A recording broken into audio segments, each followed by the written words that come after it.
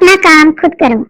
किसी बाग में कबूतर ने अपना आशियाना बनाया हुआ था, जिसमें वो दिन भर अपने बच्चों को दाना चुगाता। बच्चों के बाल और पैर निकल रहे थे।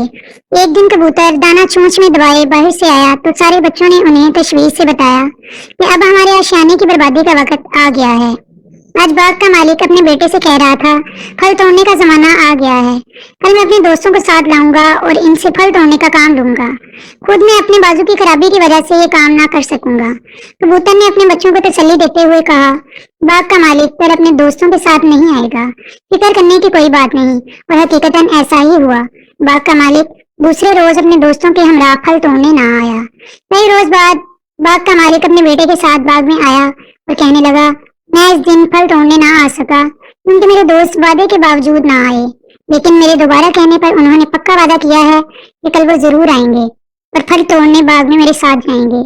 कबूतर ने ये बात बच्चों की जुबानी सुनकर कहा, घबराओ नहीं, बाग का मालिक अब भी फल तोड़ने नहीं आएगा, ये कल भी गुजर जाएगी। इसी तरह दूसरा रोज भी गुजर गया और बाग का मालिक और इसके दोस्त बाग ना आए। आखिर एक रोज बाग का मालिक अपने बेटे के साथ फिर बाग में आया और बोला, मेरे दोस्त तो बस नाम के हमदर्द हैं, हर बार वादा करके भी टाल मटोल करते हैं और नहीं आते। अब मैंने फैसला किया है कि उन पर भरोसा करने की बजाय अपना काम मैं खुद करूंगा और कल बाग से फल तोड़ूंगा।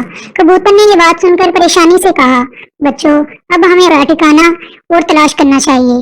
बाग का मालिक कोई यहाँ जरूर आएगा क्योंकि उसने दूसरों पर भरोसा करना छोड़ दिया है। बस साबित हुआ कि दूसरों पर भरोसा करना हमेशा नुकसान का बायस बनता है। अपना काम खुद करना चाहिए।